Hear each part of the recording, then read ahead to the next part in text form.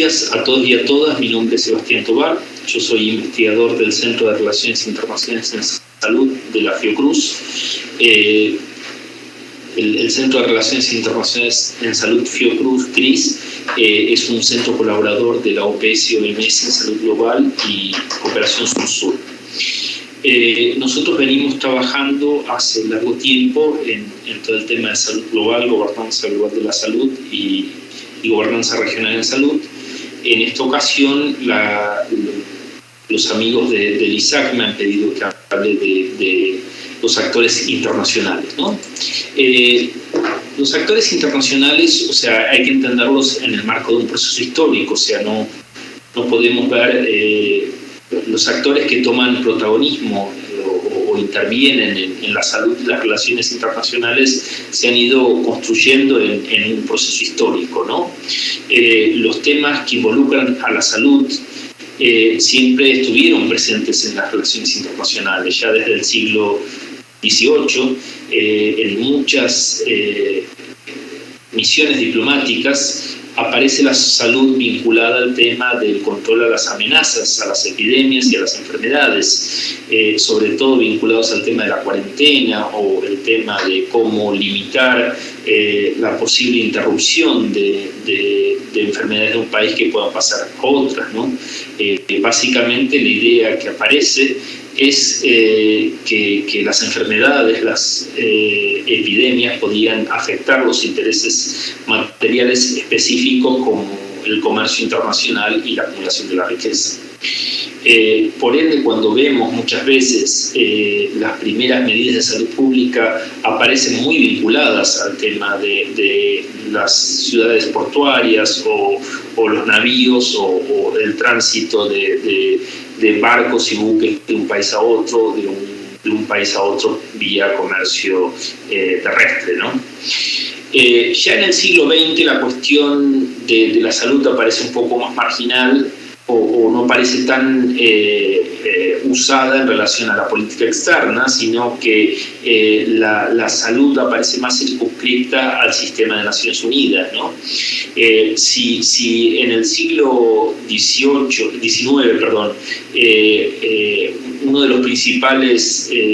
actores eran los representantes o los diplomáticos representantes de los países, en el siglo XX ya aparece un actor fuerte que va a ser el sistema interamericano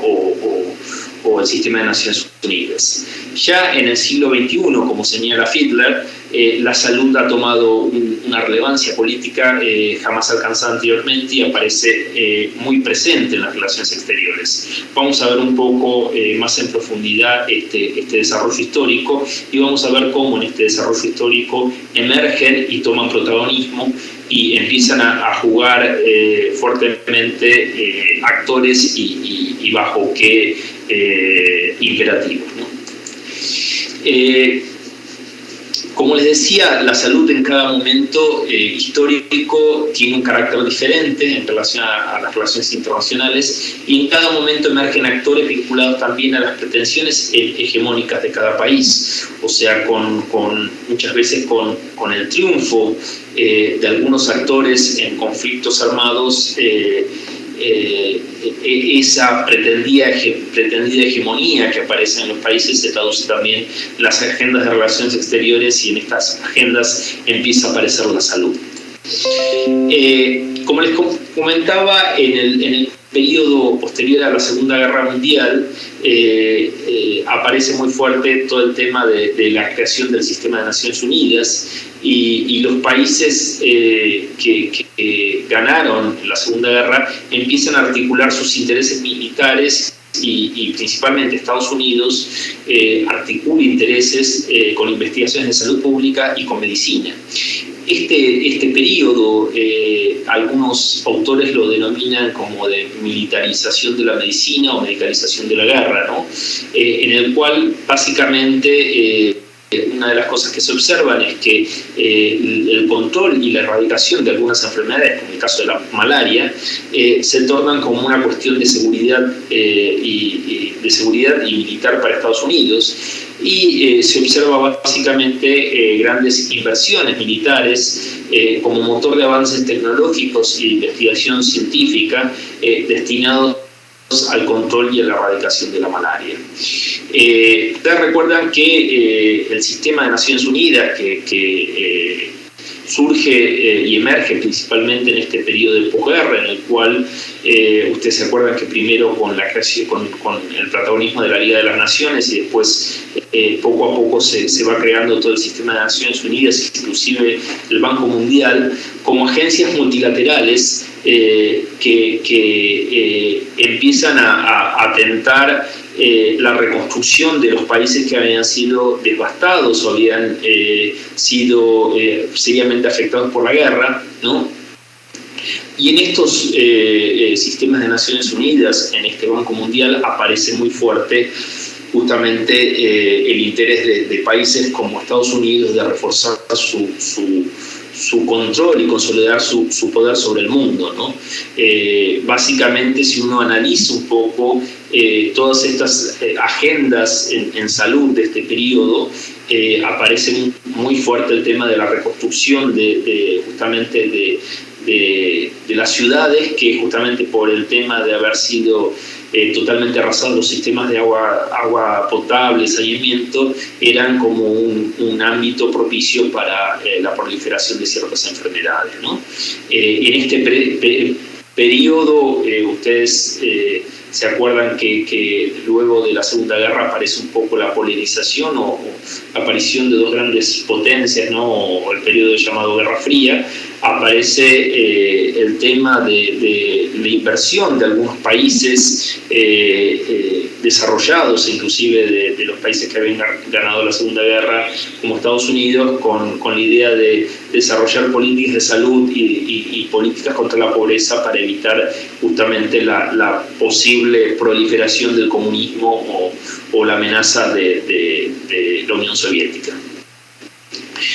Durante la Guerra Fría, como les comentaba, la salud aparece ocasionalmente en la agenda de política externa, y la arena principalmente se tradujo en el sistema de Naciones Unidas, ¿no? Inclusive cuando nosotros vemos los diarios o las actas de las primeras asambleas mundiales de la salud, estas tensiones de la Guerra Fría se reflejan, ¿no? en la dinámica y el posicionamiento de los actores con respecto a este mundo polar. Durante los años 40 y 50, en este sistema de Naciones Unidas y más particularmente en la Organización Mundial de la Salud, prevalece esta perspectiva internacional e intergubernamental. O sea, básicamente los actores claves son los representantes de los países, ¿no? La OMS o el secretario de la OMS como un actor más, ¿no? Y lo que vemos es que durante los años 40 hay una pretendida hegemonía o influencia dominante de Estados Unidos justamente frente a esta amenaza del comunismo, y se piensa básicamente que hay que resolver los problemas de salud, así como la pobreza, para evitar justamente esta proliferación, y esto aparece muy fuertemente en las organizaciones del sistema de Naciones Unidas, con la idea de que deben contribuir a controlar las principales enfermedades epidémicas del mundo, ¿no? Tanto Estados Unidos y sus aliados aparecen considerando que la erradicación mundial de la malaria y de estas enfermedades transmisibles promovería el crecimiento económico y crearía nuevos mercados para tecnologías y bienes manufacturados. Inclusive en este crecimiento económico aparece una pretensión justamente de la venta de productos o manufacturas producidas por Estados Unidos. Ya en los años 60 y 70 se empiezan a ver algunos cambios en la Organización Mundial de la Salud, donde los cambios se han originado principalmente por la erosión en cierta manera de la hegemonía americana de la Guerra Fría, la aparición de las naciones africanas, surgen en muchos países movimientos nacionalistas y socialistas y la emergencia de nuevas teorías del desarrollo como el movimiento de los no alineados. Ustedes recuerdan que a la luz justamente de esta tendencia aparece en cierta manera o se empieza a construir todas las bases que darían origen a la cooperación sur-sur, o sea, un cuestionamiento que la cooperación no solo es la que pueden brindar los países del norte hacia el sur o de los países desarrollados a los países en vías de desarrollo, sino la idea de generar mecanismos solidarios para que los países en vías de desarrollo puedan generar mecanismos virtuosos de cooperación en los cuales estas ideas no aparecen con la idea de un cooperante y un receptor, sino la idea de socios conjuntos para desarrollar y resolver problemas comunes, ¿no? En la estrategia de atención primaria de la salud, que aparece fuertemente impulsada, ustedes se acuerdan que en el 78 se hizo la conferencia de atención primaria de Alma-Ata, ¿no? Y se impulsa la atención de las necesidades de salud, incluyendo la incorporación de la comunidad en la salud y la resolución de problemas económicos y ambientales como causas o determinantes de la salud, y esto fue reflejado fuertemente en Alma-Ata, ¿no? A su vez, a partir justamente de esto,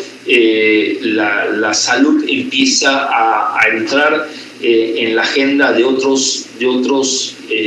instituciones como los bancos de fomento, el Banco Mundial, el Banco Interamericano de Desarrollo, el UNICEF, y básicamente empieza un periodo donde empiezan a emerger otros actores, ¿no?, con un declinio de la OMS y un avance significativo de los bancos como inductores o modeladores de conductas en el área de salud. A partir de 1990, con la caída del muro de Berlín, observamos que hay una mayor articulación de la salud con la política externa y con la cooperación en un mismo discurso político. A nivel global observamos mayor interdependencia entre los países y este proceso de globalización intensificada desafía las distinciones tradicionales entre las actividades del sector salud a nivel doméstico, o sea, los problemas de salud domésticos y los esfuerzos internacionales en el área de la salud, o sea, la dimensión internacional. Es a partir de este momento de la caída del muro de Berlín donde empezamos a observar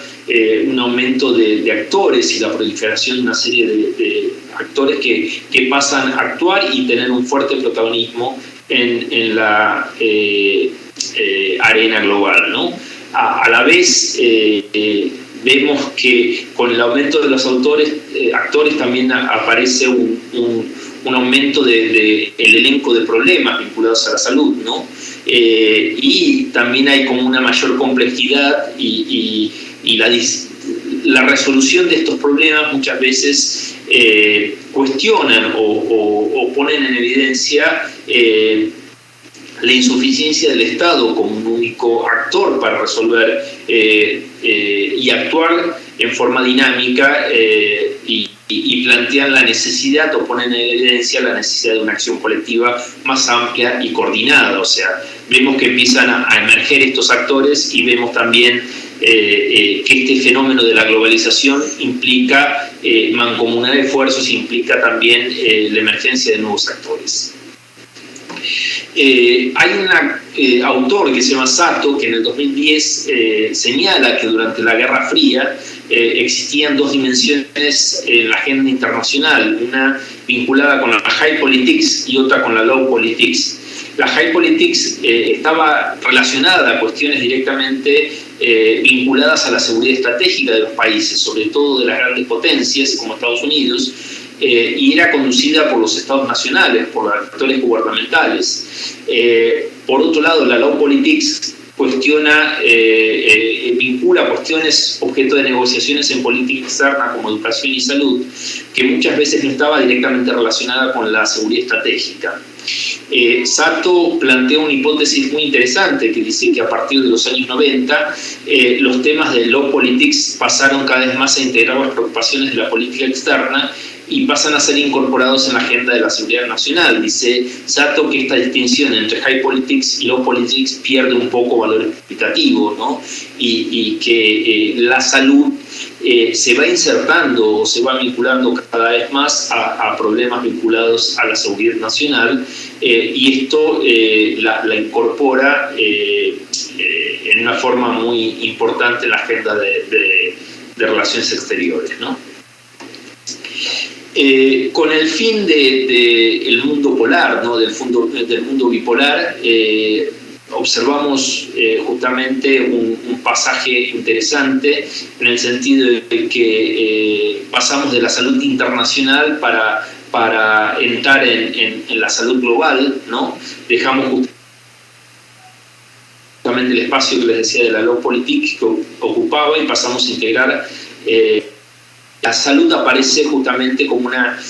cuestión que empieza a discutirse en ámbitos como el Consejo de Seguridad de las Naciones Unidas, en el G8, y a la vez pasa la salud a tomar un importante protagonismo como tema de debate sobre la globalización y la seguridad global, ¿no? En realidad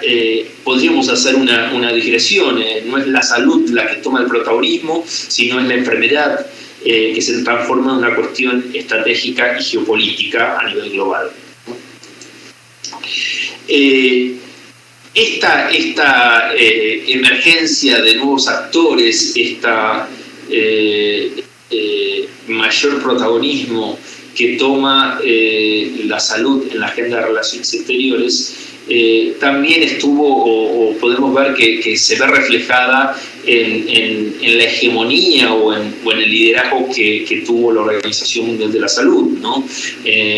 En ese momento en la OMS estaba Nakajima como director general de la OMS, que es la primera vez que llega un director a ser director de la OMS sin el apoyo de Estados Unidos, y rápidamente durante la gestión del director general de la OMS, Nakajima, se empieza a visualizar una crisis dentro de la Organización Mundial de la Salud. Nakajima lanzó o impulsó una serie de iniciativas vinculadas al tabaco, a la vigilancia global de las enfermedades, y básicamente Nakajima, justamente en el marco de la emergencia de estos nuevos actores, plantea la necesidad de generar coaliciones sanitarias entre lo público y lo privado, ¿no? Como director general de la OMS, Nakajima sufrió grandes críticas y cuestionamientos a su modelo de gestión, vinculados a la mala gestión, a la incapacidad de comunicación efectiva, inclusive a casos de corrupción y nepotismo, ¿no?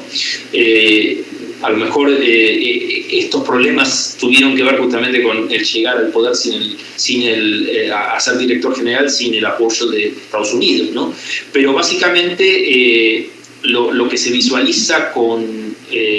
a partir de la gestión de Nakajima como director general de la Organización Mundial de la Salud, es una tendencia que ya no se revirtió más, que es el aumento del crecimiento del financiamiento de la OMS, ya no como fondos regulares, ya no como fondos en los cuales los países deciden sobre qué temas se asignan estos fondos, sino empiezan a aparecer fondos carimbados, sellados o con una finalidad específica, y que vienen dirigidos a temas concretos de salud que son definidos por los donantes y no por los cuerpos directivos de la Organización Mundial de la Salud, ¿no? En este sentido, estos fondos provienen de agencias bilaterales, de donantes, y que condicionan y no reconocen el liderazgo de la OMS, en el sentido de que le imponen por afuera, le imponen una direccionalidad en temáticas o problemas específicos, ¿no? Básicamente estos donantes y los bancos imponen fácilmente su opinión sobre los usos de estos fondos, y esta es la época que se visualiza la creación de programas verticales focalizados en ciertas enfermedades, ¿no? Independientes de las estructuras formales de la Organización Mundial de la Salud. ustedes miren cómo esto va a ser como un inicio de estrategias vinculadas y focalizadas en ciertas enfermedades que luego con el tiempo van inclusive a salir de la órbita de la Organización Mundial de la Salud y constituyen propios mecanismos de gobernanza, como es actualmente el Fondo de VIH-Sida, Malaria y Tuberculosis, ¿no? Que ya son fondos que no tienen un mecanismo de gobernanza country driver, o sea, los países no definen las prioridades o no tienen que ver con la lógica que priorizó las Naciones Unidas de un país un voto, sino que tienen a lo mejor consejos o boards, consejos de directivos que están compuestos por algunos países, por los donantes y por algunos stakeholders, ¿no? Básicamente, en este periodo que emerge la salud global como un mecanismo, o la salud global como un proceso en el cual se habla de diferentes actores que intervienen o tienen incidencia en la salud. La OMS tuvo un intento de recuperar cierto liderazgo y trató de utilizar el concepto de salud global como mediador y para recuperar este liderazgo, ¿no? En 1999 el Consejo Ejecutivo de la OMS creó un grupo para trabajar, para investigar y sugerir de qué manera la OMS podía ser más eficaz y podía liderar el trabajo internacional, teniendo presente que el cambio global se está operando en un mundo rápidamente. Entonces quiere retomar este liderazgo y este grupo de trabajo elaboró un informe que le recomienda a la OMS que si quiere recuperar y mantener su liderazgo como gran autoridad sanitaria a nivel global, debía revisar el fragmentado manejo de sus programas a nivel global, regional y nacional, y debía disminuir la competencia entre programas regulares y extrapresupuestarios, y sobre todo la idea de aumentar el énfasis que tiene la OMS sobre todos los asuntos globales y un papel de mayor protagonismo alineando todos estos actores que la OMS ha tratado de recuperar el liderazgo, pero que hoy en día digamos que convive con otros actores con un fuerte protagonismo, ¿no? Como son los bancos o otras fundaciones globales como la Fundación Bill and Melinda Gates, ¿no? Con el fin de la bipolaridad, o sea, con la caída del muro de Berlín, nosotros observamos o podemos observar que hay una emergencia de las cuestiones de salud dentro de la agenda de seguridad nacional, y sobre todo hay algunos eventos como a partir de septiembre 11 que han generado la preocupación de las enfermedades e infecciones dentro de la agenda de salud de la seguridad, y aparece muy fuerte el tema de la amenaza del anthrax, ¿no? Entonces la salud aparece fuertemente vinculada a esta agenda de la seguridad, ¿no? Y esto ha contribuido para tres factores. Primero, vemos un aumento expresivo del financiamiento para la salud a nivel global, ¿no? Hay muchos fondos, muchos recursos, también porque la salud se convirtió en un ámbito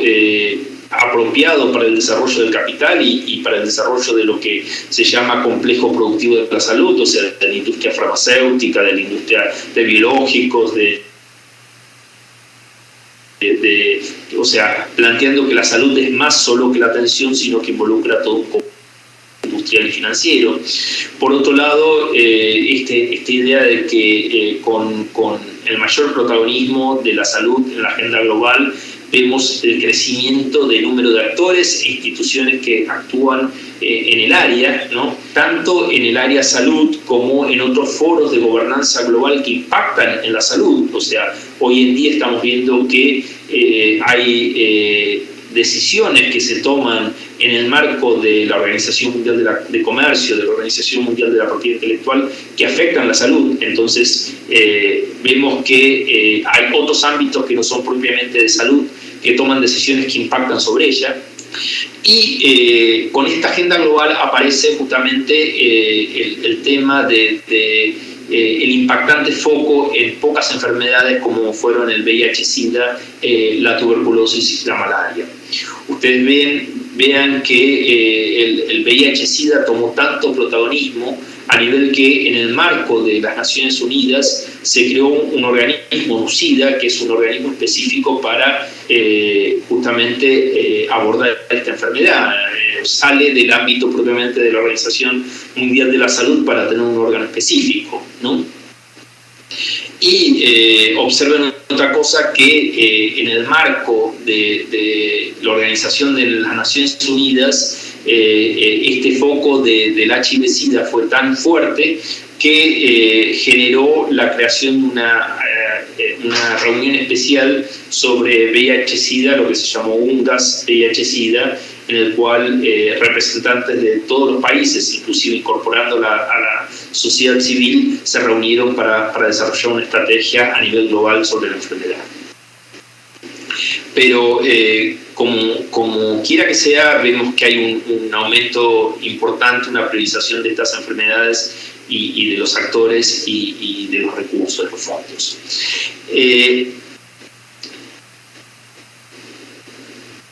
En este sentido, lo que podemos ver a partir de 1990 es como un fuerte proceso donde la salud se imbrinca fuertemente con la economía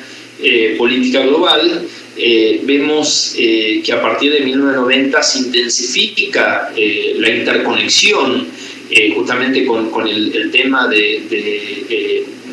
mayor intensificación de la globalización. Hay mayor comunicación en el mundo y hay mayor riesgo de propagación de epidemias y de que surjan pandemias que comienzan a ser tratadas como amenazas a la estabilidad de los estados y a la soberanía de los países, ¿no? En este sentido, lo que observamos es que las intervenciones en salud pasan a ser explícitamente instrumentalizadas para fines geopolíticos, ¿no? Y en este periodo, como les comentaba, una de las cosas que vemos es la proliferación de no estatales, o sea, los actores gubernamentales no alcanzan para resolver todos estos problemas, y vemos la emergencia de ONGs internacionales como Médicos Sin Frontera, como diferentes asociaciones vinculadas a Médicos del Mundo, la emergencia de fundaciones como la Fundación Bill and Melinda Gates, la Fundación Rockefeller, la Fundación Clinton. La doctora Bill, que da clases en este curso, denomina a esto como el filántropo capitalismo, o sea, aparecen como diferentes instancias que van a intervenir y van a propiciar programas para resolver algunos problemas de salud. Y también aparecen alianzas de países, o sea, vemos que los países, por ejemplo, en la Unión Europea se configura una unión de países y se constituye el mercado común europeo, y aparece la Unión Europea como un actor de diferentes países que pretenden incidir en las relaciones internacionales. Paralelamente observamos también que hay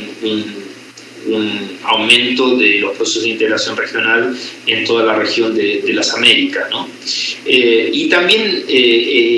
a partir de este proceso vemos que también empiezan a impulsarse programas de salud pública focalizados en ciertas enfermedades que tienen que ver con alianzas de actores como Stop TBC, el Gavi o diferentes iniciativas que ya no son iniciativas totalmente de carácter gubernamental, sino que articulan a actores privados, de fundaciones y inclusive a las propias empresas multinacionales, ¿no? La emergencia de todos estos actores nos hace reflexionar un poco sobre el tema de la gobernanza global. Este tema de la gobernanza global ya ha sido abordado por otros profesores en este curso, pero básicamente la gobernanza global la podemos entender como el conjunto de instituciones y mecanismos relacionados a los procesos complejos, formales e informales entre estados, mercados y ciudadanos y organizaciones intergubernamentales o no gubernamentales, por medio de los cuales a nivel global intereses colectivos son articulados, leyes, obligaciones son establecidas y mediadas, ¿no? Todos estos actores van a empezar a incidir sobre la gobernanza global, ¿no? Cuando hoy en día uno tiene que analizar cuáles son los actores y mapearlos, uno podría entonces, rebobinando la identificación de algunos actores que tienen que ver básicamente con los gubernamentales, que son los representantes de los estados en las negociaciones bilaterales y multilaterales. Ustedes ven acá como una transición, porque ya en los orígenes donde aparecía la salud, estas negociaciones las hacían sobre todo diplomáticos. Ahora aparecen la diplomacia de la salud o aparecen cuadros de los ministerios de salud que empiezan a gestionar y a desarrollar negociaciones para justamente tratar de garantizar o tratar de trabajar sobre la salud que trasciende las fronteras y que hay que garantizarla de forma global, no solo en el territorio de mi país, ¿no? Por otro lado, hablábamos del escenario de posguerra, o sea, luego de la guerra lo que se dieron es, con la emergencia de ciertos países que pretendían cierta hegemonía, empezaron a surgir agencias de países desarrollados, como el Programa de Salud Global de los Estados Unidos, la GIZ, la Agencia de Cooperación Alemana para la Cooperación Internacional, la JICA, la Agencia Japonesa de Cooperación Internacional, la Agencia de la Unión Europea, ¿no? La IDRC, que es el Instituto de Investigación y Desarrollo de Francia, ¿no? Entonces empezamos a ver que los países desarrollados plantean la creación de algunas agencias que disponibilizan fondos o disponibilizan programas para brindarle cooperación a los países, ¿no? Por otro lado, están los actores intergubernamentales, y hay ciertas arenas o estos actores han estado vinculados al sistema de las Naciones Unidas, y vemos que, como les decía, tanto en la Asamblea Mundial la Asamblea General de las Naciones Unidas, como el Consejo de Seguridad, el Consejo Económico Social, empiezan la salud a aparecer y a tener un papel protagónico. Esto al margen de la Organización Mundial de la Salud a nivel global y la Organización Panamericana de la Salud a nivel regional, que también son actores y son ámbitos donde se desarrollan negociaciones de estos actores. Y si uno analiza, por ejemplo, las órdenes del día de la Asamblea Mundial de la Salud, vemos que empiezan a aparecer como invitados y dando su discurso los presidentes de la Fundación Bill y Melinda Gates, o empiezan a revisar toda la relación que tienen estas fundaciones, organizaciones, estos organismos internacionales con terceros, ¿no? Por otro lado, el PNUD, el Programa de Naciones Unidas para el Desarrollo, empieza a incorporar, y nosotros vemos que en muchos países se convierte en un país importante, porque el PNUD empieza muchas veces a administrar fondos vinculados a la ayuda oficial para el desarrollo, y empieza a posicionarse en los países justamente para la implementación de agendas globales, pero por otro lado aparecen algunos funcionarios, una burocracia vinculada a estos organismos internacionales que muchas veces responde a los mandatos de los organismos internacionales, pero a la vez también ellos impulsan algunas visiones sobre el abordaje de ciertas enfermedades, de ciertos problemas de salud, ¿no? La UNICEF, o sea, acá también hay que diferenciar un poco dentro del sistema de Naciones Unidas. Hay dos tipos de organismos, están las organizaciones y están los fondos. El UNICEF y el UNFPA, por ejemplo, son dos fondos, ¿no?, que son vinculados a recursos que movilizan de los países, ¿no? El UNICEF vinculado a los temas de infancia y el UNFPA vinculado a los temas de población, ¿no? Y tanto UNICEF como UNFPA y la mayoría de los organismos del sistema interamericano empiezan a tener una presencia muy fuerte de la salud dentro de sus planes estratégicos, ¿no? Como les decía, el tema de ONU-SIDA o el UNAIDS fue una organización que justamente con la focalización del HIV-SIDA y la priorización se crea por fuera del sistema de la Organización Mundial de la Salud como un mecanismo de darle mayor prioridad, ¿no? Por otro lado, hay otros organismos como la Organización Internacional del Trabajo o la ILO o el PNUMA, que es el Programa de Naciones Unidas para el Medio Ambiente, que empiezan a incorporar temas de salud vinculados al tema de cómo el mundo del trabajo o el medio ambiente constituyen fuertes determinantes de la salud, ¿no? Y como les decía también, otras organizaciones como la Organización Mundial del Comercio o la Organización de la Propiedad Intelectual. Todos estos organizaciones y actores tienen,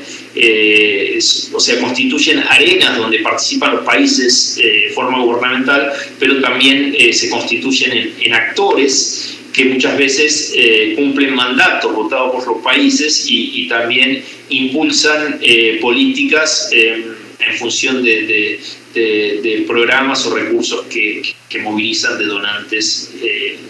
a nivel global, ¿no? En el ámbito de la integración regional emergen actores o emergen bloques importantes como el Mercosur,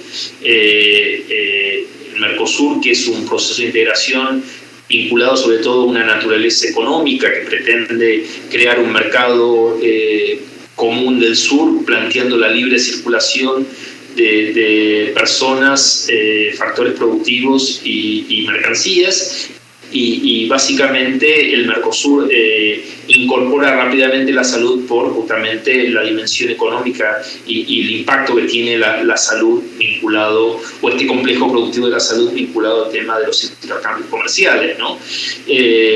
En el cual básicamente los procesos de integración vinculados como el Mercosur, que han querido plantear iniciativas de mercados comunes, lo que han planteado es la libre circulación de los productos para la salud, la libre circulación de los trabajadores de la salud,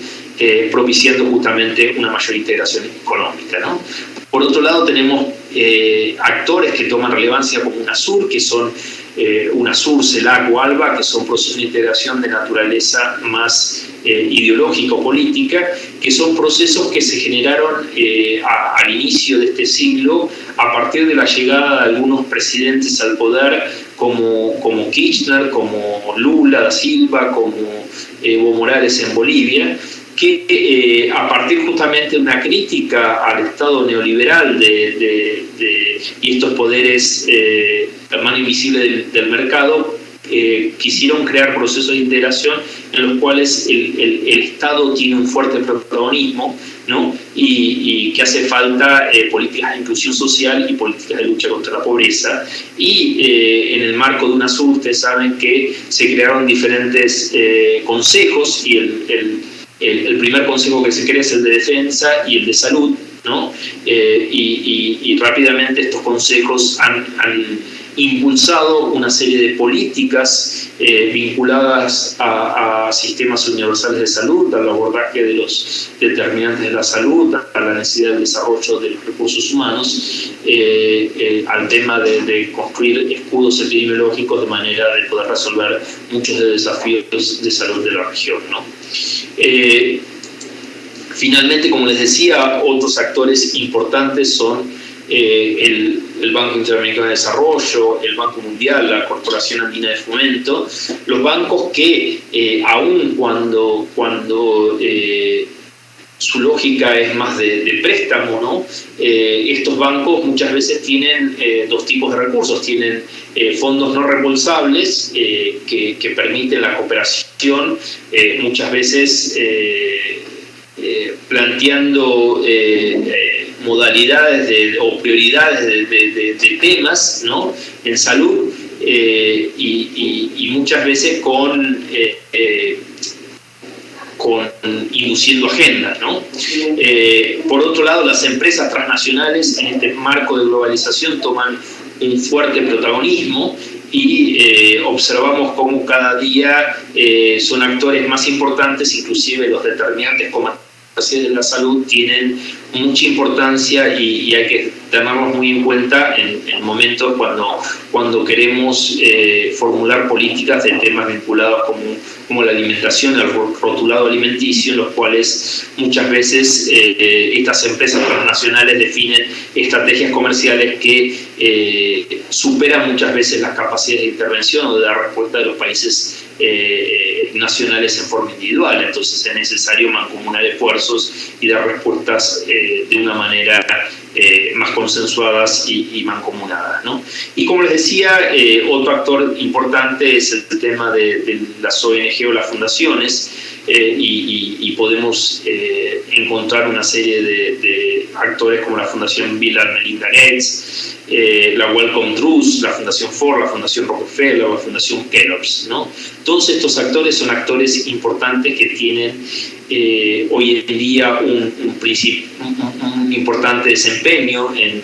vinculado a la salud global y formateando agendas y definiendo prioridades. Entonces, es importante analizarlos. Como propuesta de trabajo y justamente con la idea de profundizar un poco el conocimiento de estos actores, yo les propongo que elijan un colega, preferentemente de otro país, elijan alguno de estos actores señalados y justamente avancen en desarrollar un trabajo de ver en qué temas principalmente trabajan estas fundaciones, estos actores, estos bloques de integración regional, en ver cómo estos temas que abordan impactan o pueden impactar en la salud, ¿no? Cómo se toman las decisiones. O sea, yo les comentaba que en el sistema de Naciones Unidas las decisiones tienen que ver con un país, un voto. Un país toma una decisión. En los procesos de integración regional no hay ninguna decisión que no se tome no se toman por mayoría, se toman por consenso. Ahora, tenemos otros mecanismos como el Fondo Global, o las alianzas Gavi o Stop Tuberculosis, que son alianzas en las cuales las decisiones no se toman en función no las toman los países, sino las toman estos stakeholders o estos actores privilegiados o grupos de interés, ¿no? La otra cosa que quería plantearles es que analicen cómo se relacionan estos actores con los ministerios de salud que ustedes forman parte, ¿no? A mí, la otra vez, charlando con algunos actores de las oficinas de relaciones internacionales, me comentaban que, por ejemplo, UNICEF, UNFPA, son actores importantes que están cooperando con los ministerios de salud de ese país, pero las relaciones no las establecen a través de las oficinas de relaciones internacionales, sino las desarrollan a través de programas específicos como el de VIH-Sida, el maternidad e infancia. Entonces es importante justamente que los gestores de las oficinas de relaciones internacionales analicen un poco estos actores y vean cómo relacionarse, ¿no? Y bueno, la idea es que así de a pares analicen cada uno un actor y presenten en el foro virtual a sus colegas para justamente contarles cuáles son las características que tienen estos actores. Muchas gracias y ha sido un placer estar con ustedes.